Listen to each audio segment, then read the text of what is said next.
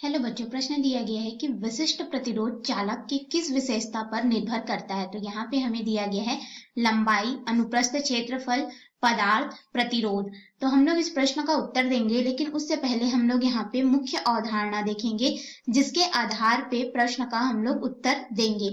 तो देखिए, मुख्य अवधारणा के अंतर्गत हम लोग यहाँ पे देखेंगे कि किसी भी चालक का जो विशिष्ट प्रतिरोध होता है, ठीक है, इसे हम लोग स्पेसिफिक रेजिस्टेंस या प्रतिरोधकता कहते हैं, वह क्या होती है पहले देखेंगे। तो देखिए, जो विशिष्ट प्रतिरोध होता है इसे हम लोग रो से प्रदर्शित करते हैं और इसकी जो परिभाषा हमें प्राप्त होती है, ठीक है, वह हमें प्रतिरोध के पदों में मिलती है, यानी कि प्रतिरोध के साथ संबंध में मिलती है। तो ये क्या होता है कि अगर कोई एल लंबाई का चालक है और उसके अनुप्रस्थ काट का क्षेत्रफल ए मान ले, तो अनुप्रस्थ काट का क्षेत्रफल ए बटे लंबाई एल का गुणा कर देंगे प्रतिरोध आर से, यानी कि ए अनुप्रस्थ काट के क्षेत्रफल और एल लंबाई वाले चालक के प्रतिरोध को हम लोग क्या कहते हैं? विशिष्ट प्रतिरोध कहते हैं, ठीक है।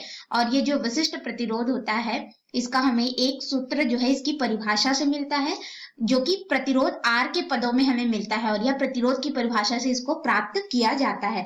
लेकिन वास्तव में अगर हम लोग देखें तो जो विशिष्ट प्रतिरोध होता है, यह उस चालक का या उस पदार्थ का विशिष्ट गुण होता है, ठीक है। चाहे हम लोग कोई भी पदार्थ ले ले, उसका क्या होता है? अंतर्निहित विशिष्ट गुण होता है, जिसकी वजह से इसका हमें वास्तविक सूत्र जो मिलेगा गणितीय रूप में, उसे अगर देखें तो यह उसमें उपस्थित इलेक्ट्रॉन के द्रव्यमान बटे हमारे पास यहाँ पे इलेक्ट्रॉनों की संख्या गुणित इलेक्ट्रॉनिक आवेश का वर्ग गुणित यहाँ पे टाउ के पदों में मिलता है। टाउ जहाँ पे शांति काल होता है, ठीक है। तो ये जो हमें समीकरण 2 मिला, यह वास्तविक जो हमारे पास होता है विशिष्ट प्रतिरोध किसी भी चालक के लिए, उसको प्रदर्शित करता है कि उसमें कितनी संख्या में इलेक्ट्रॉन है, उनका द्रव्यमान कितना है, और हमारे पास यहाँ पे उन पर इलेक्ट्रॉनिक आवेश कितना है तथा उनका शांति काल कितना है, ठीक है। और एक चीज और ध्यान रखिएगा, यहाँ पे मुख्य अवधारणा में ही देख लेते हैं कि जो विशिष्ट प्रतिरोध होता है रो, यह अनुप्रस्थ काट के क्षेत्रफल ए और लंबाई एल पर तो कभी भी निर्भर नहीं करता है, ठीक है। यह कभी भी इसके लंबाई को परिवर्तित करने या फिर क्षेत्रफल जो होगा हमारे पास अनुप्रस्थ काट का क्षेत्रफल, इसको परिवर्तित करने पे ये जो विशिष्ट प्रतिरोध है यह परिवर्तित नहीं होता है, क्योंकि यह खुद का उस जो पदार्थ है या चालक है उसका क्या होता है? विशिष्ट गुण होता है, ठीक है। उसका अंतर्निहित विशिष्ट गुण होने के ही कारण इसे क्या कहा जाता है? विशिष्ट प्रतिरोध कहा जाता है उस चालक पदार्थ का।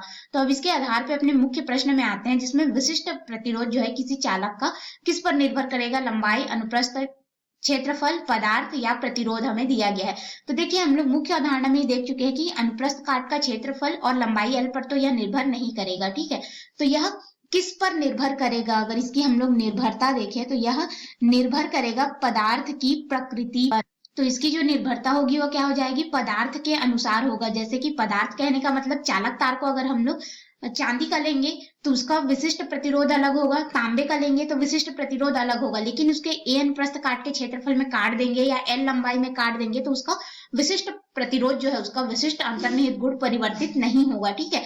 पदार्थ परिवर्तित करने पर ही जो हमारा विशिष्ट प्रतिरोध है वह परिवर्तित होगा, और यह प्रतिरोध पर भी निर्भर नहीं करेगा। क्यों? क्योंकि जो प्रतिरोध हमारा आर है उसको अगर हम लोग देखें तो यह अनुप्रस्थ काट के क्षेत्रफल और लंबाई एल पर निर्भर करता है, लेकिन अगर हम लोग देखें सीधे तरीके से तो यह उस पर निर्भर नहीं करेगा। अगर प्रतिरोध का सूत्र देखें तो प्रतिरोध क्या हो जाता है? हमारे पास रो गुणित एल बटे ए होता है, ठीक है। अब रो का जो हम लोग समीकरण 2 में मान रखे हैं उसको यहाँ पर अगर रख देंगे तो प्रतिरोध पर यह निर्भर करेगा, लेकिन जो प्रतिरोध पर यह निर्भर किस तरह से कर रहा है? इनडायरेक्टली, मतलब कि सीधे तरीके से नहीं कर रहा, लेकिन कुछ ना कुछ मात्रा में करता है। तो प्रतिरोध पर यह निर्भर किस तरह से करेगा? अगर हम लोग देखें तो जब इसका हम लोग संबंध निकालेंगे इसके श्रांति काल से, ठीक है, और उसमें उपस्थित इलेक्ट्रॉन, तो इलेक्ट्रॉन और इलेक्ट्रॉनों की संख्या जो होगी वो तो हमें चालक परिवर्तित करने पर ऐसे ही प्राप्त हो जाएगी, तो उस समय श्रांति काल भी परिवर्तित होगा। तो यह प्रतिरोध पर सीधे तरीके से निर्भर ना करके यह इसके विशिष्ट गुण के कारण निर्भर करता है। पर यह मुख्य रूप से अगर देखें तो यह सिर्फ पदार्थ पर निर्भर करेगा, ठीक है। किस पर निर्भर करेगा? तो पदार्थ पर, और इनडायरेक्ट रूप से, अप्रत्यक्ष रूप से ये प्रतिरोध पर भी निर्भर करेगा। आशा है आपको इस प्रश्न का उत्तर समझ में आया होगा। धन्यवाद।